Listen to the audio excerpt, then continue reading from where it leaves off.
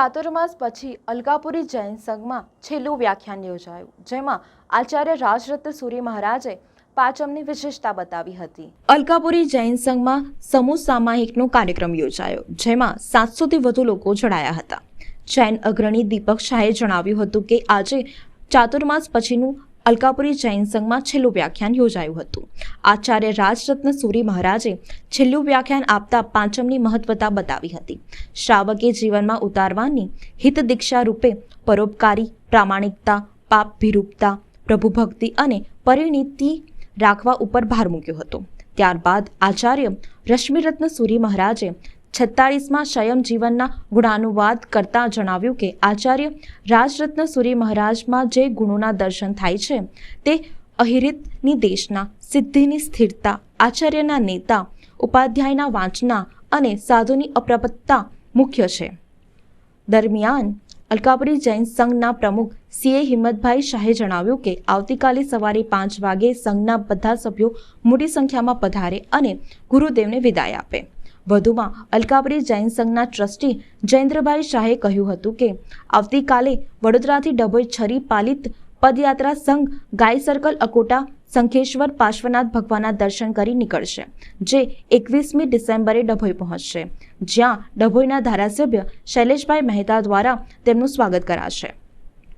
લાખો રૂપિયાના ખર્ચે બનેલા 2 વિશાળ પ્રવેશ દ્વાર પૈકી એક સૂર્યોદય શુરી દ્વાર તથા બીજો દ્વાર દિવ્યરત્ન વિજયજી નામ આપવામાં આવશે। આજે અલકાપુરી શ્રી સંઘમાં જે ચાતુર્માસ બિરાજમાન હતા એ આચાર્ય ભગવાન રાજરત્ન સુરીશ્વરજી મહારાજા એમનો 46મો દીક્ષાનો દિવસ છે। આજે 45 વર્ષ પૂર્વે એમની દીક્ષા થઈ હતી। આજે 46મો એમનો દીક્ષાનો દિવસ છે।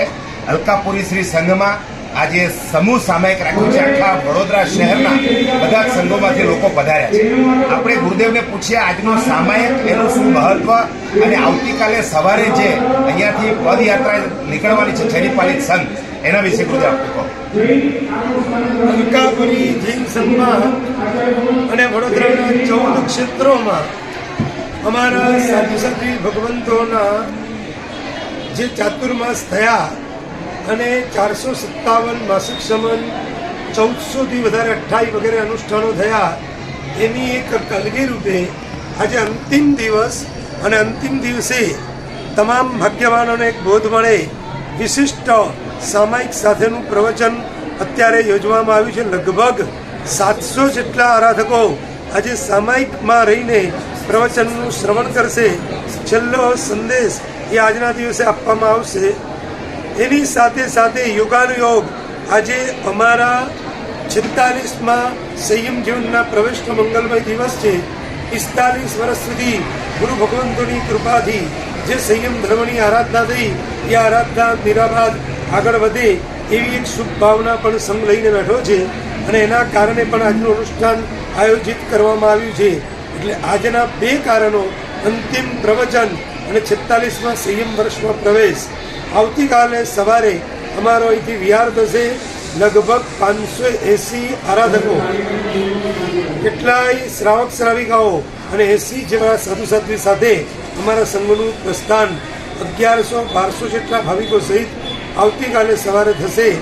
4 દિવસની પદયાત્રા, 4 દિવસના વિહારો અને તારીખ 21મી સવારે પ્રાચીન તીર્થ ગર્ભાવતીમાં અમારો નગર પ્રવેશ। એ જ દિવસે નગરના 2 મુખ્ય પ્રવેશ દ્વારો, જેના ઉપર અમારા ગુરુદેવ તથા અમારા સ્વર્ગસ્થ પિતા મુનિવર એમના નામાંકનો કરાયા છે, એના ઉદ્ઘાટન થશે અને એ દિવસે જ તમામ સંપત્તિઓની સંગમાળનું મંગલમય વિધાન થશે। આજના દિવસે અમારો વડોદરાવાસીઓને એ જ સંદેશ છે, ધર્મની આરાધનામાં અને સંસ્કારોમાં ખૂબ ખૂબ આગળ વધતા।